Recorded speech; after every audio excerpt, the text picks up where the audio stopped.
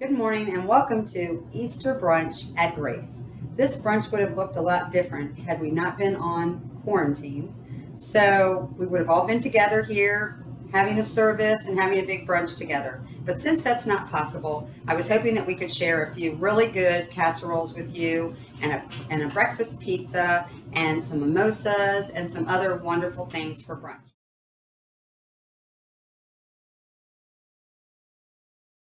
So let's get started. So today, first of all, we're going to start with the baked French toast casserole with maple syrup. This is a Paula Deen recipe. I love Paula Deen. She has really a lot of good recipes, and you can either keep it as fatty as she does, or you can make it lighter if that's what you'd like to do. So first of all, let me get some reading glasses on because everybody that knows me knows I can't read without them. First of all, what we're going to do is we're going to cut up a loaf of French bread into 1-inch pieces. So I've purchased some French bread from Safeway and I've already cut it up for you. We're going to take our 9x13 pan. We're going to take a stick of butter, and I have washed my hands. And what we're going to do is we're going to take, and I have already taken the end off of this butter so I can hold on to it more easily.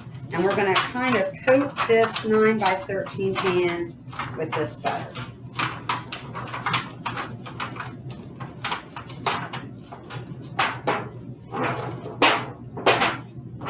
Okay.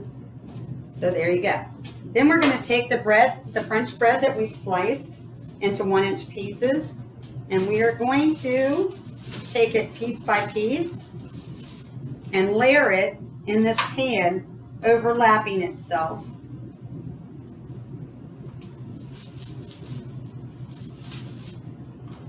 On each side, and then when we're done on each side,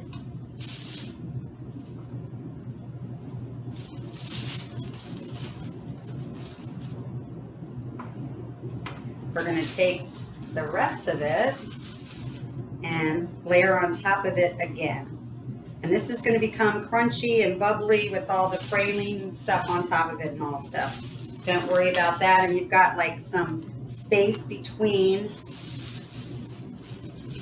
your bread so that more of the butter and everything can kind of go down in there. So I'll show you this as soon as I get it together. So you can kind of see how that's all layered on top of each other.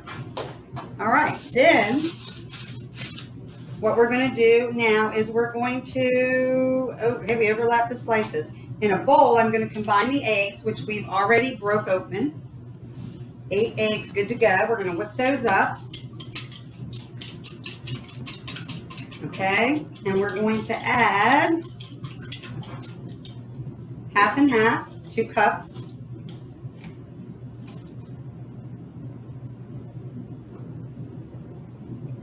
Which is half of this 1-quart container.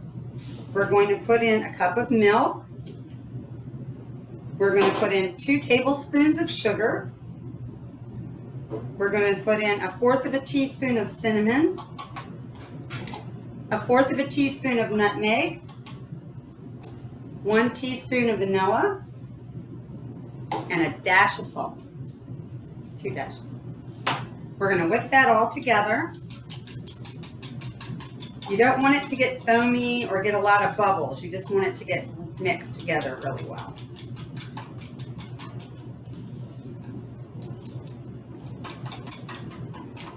And then what you're going to do is you're going to pour this over top of your French toast slices. Try to do it slow and easy so you get some on top of each slice without making a mess.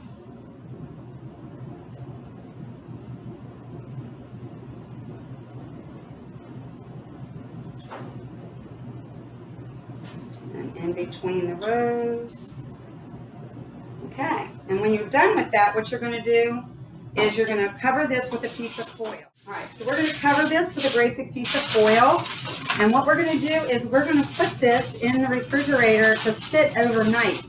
So since we're airing this on a Saturday, you have time to go out and purchase all the items you need and put it together and put it in your refrigerator till the next morning. So after you watch the church service, you can put your casserole in the oven, and in 40 minutes it's going to be done. So once that comes out overnight, The next morning, what you're going to do is you're going to make your praline mixture. Now, you're going to have a link that shows you this recipe and how to take care of it. And the bottom of the baked French toast is the praline topping. So what this is in here is exactly 2 sticks of butter, a cup of packaged light brown sugar, a cup of chopped pecans, 2 tablespoons of light corn syrup, a half a teaspoon of cinnamon, and a half a teaspoon of nutmeg. What you're going to do is you're going to mix this all up really, really good and get it smooth.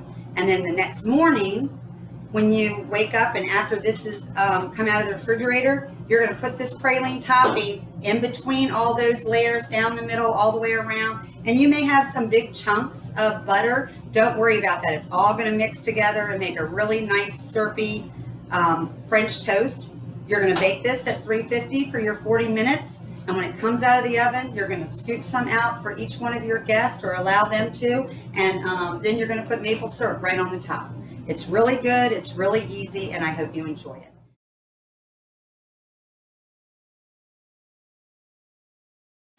Okay, so now we're on our next casserole. This is a breakfast casserole with sausage and cheese and eggs. So first what you're going to do is take a 9x13 pan. You're going to spray it with your cooking spray. Now this recipe can be done the night before. I like to do it and refrigerate it and then put it in the next day when you're ready to have your brunch so that you're saving time. So we've sprayed our pan. The next thing we're going to do is I took 6 pieces of bread. I cut the crust off and then I cut it in half. So we're going to take each of those and we're going to just put them through the bottom of your 9x13 pan. So kind of 6 slices on each side, leaving an aisle in the middle, a row in the middle. That makes it easier when people are scooping out their portions. And I'll show you how that is in just a second. So you see they're just layered right in there.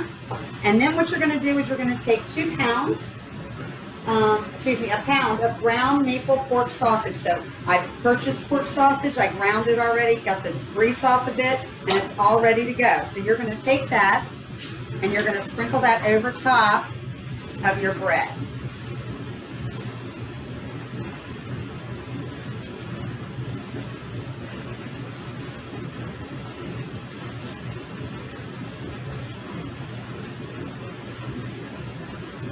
All right.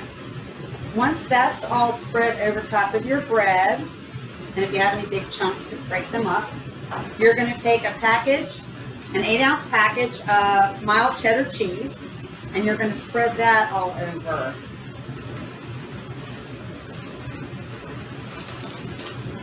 Looks like a lot of cheese, but it won't be once the egg is all over top of it.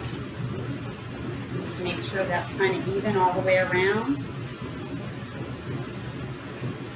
And then next you're going to take and break 8 eggs, whip those up a little bit, and you're going to add 2 cups of milk.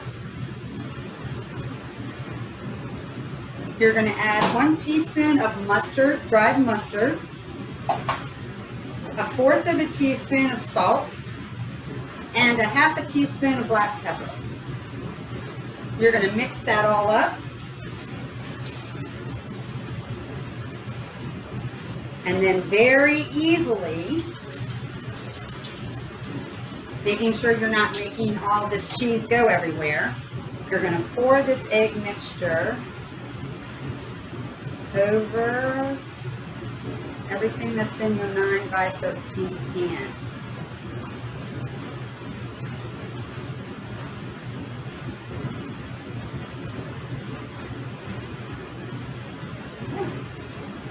Once you're done with that, you can put a piece of aluminum foil over the top and you can refrigerate it. Now you have your breakfast casserole.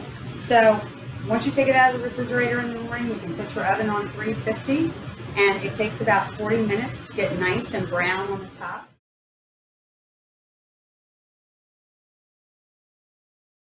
Good afternoon. Now we're going to make a breakfast pizza.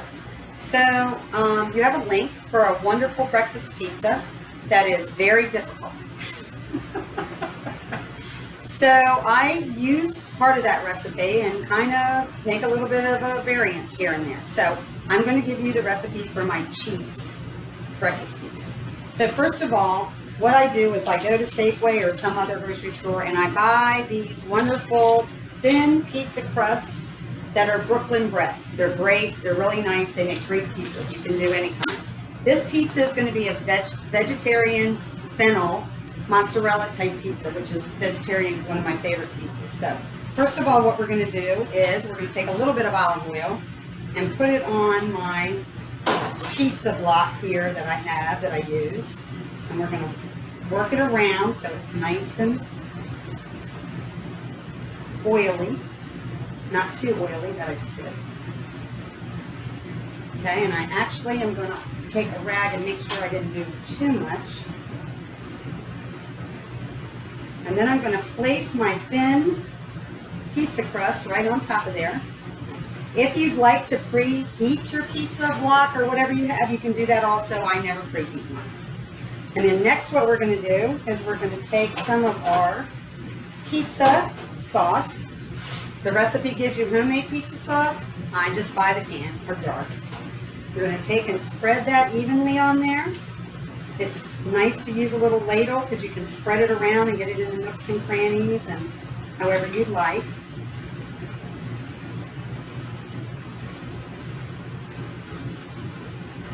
And don't ever do, because you don't want it to be too moist. You want it to crisp up some. So that's why I buy the thin crust. Okay? And then you're going to take your mozzarella and you're going to sprinkle your mozzarella right on top of your sauce. And it does tell you how much to use, but it depends on what you like. If you like a lot of mozzarella, then use a lot of mozzarella. If you just want a thin amount on there, just use a thin amount. It's totally up to you.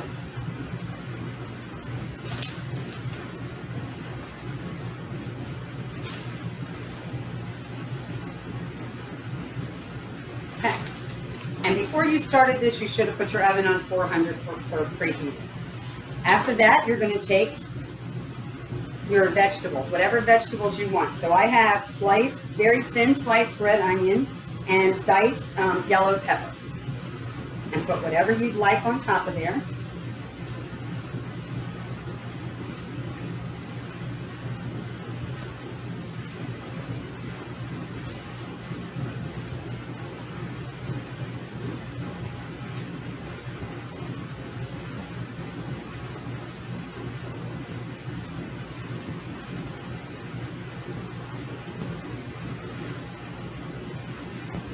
And then I took and scrambled up some eggs.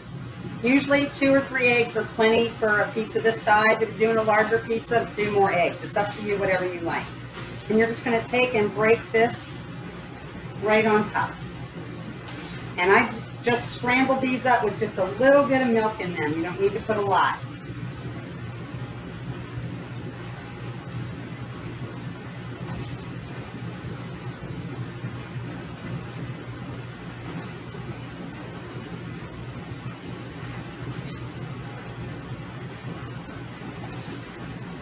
So you can see it goes quite a long ways, even though it didn't look like a lot.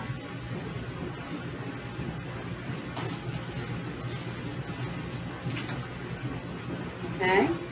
Then what you're going to do is, this is my favorite part of this recipe, is I love fennel. So you're going to take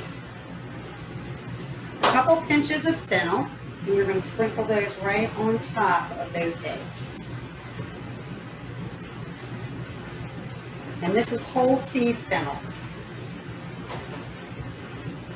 Okay? And then you're going to take a little bit of kosher salt for additional flavor. And you're going to take and you're going to sprinkle that kosher salt on top of this vegetarian pizza. Okay. So you're ready to put it in the oven.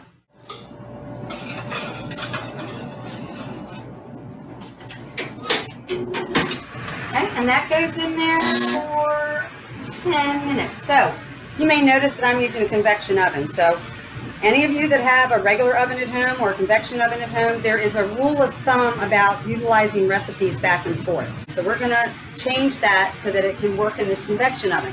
So what we're going to do is, whatever the temperature is, we're going to decrease it by 25 degrees. Whatever the cook time is, we're going to decrease it by 25%. That way you'll get the product the same as the recipe calls for.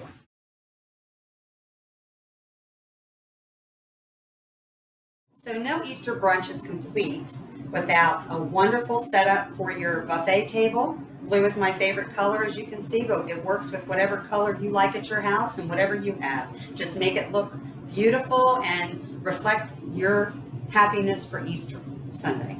Also, we want to make sure we make some mimosas because no brunch is good without a mimosa. So always take your glass, make sure you tilt it so your champagne doesn't over bubble. And when you're making mimosas, you want to do a 2-to-1 ratio. So 1 part champagne, maybe if we get this, and 2 parts of your orange juice. And you always want to make it look really nice by garnishing. All right, so here's to Grace Lutheran Church and School. Here's to our Lord and Savior rising on this wonderful day. And may we all be back at Grace Lutheran soon. Cheers.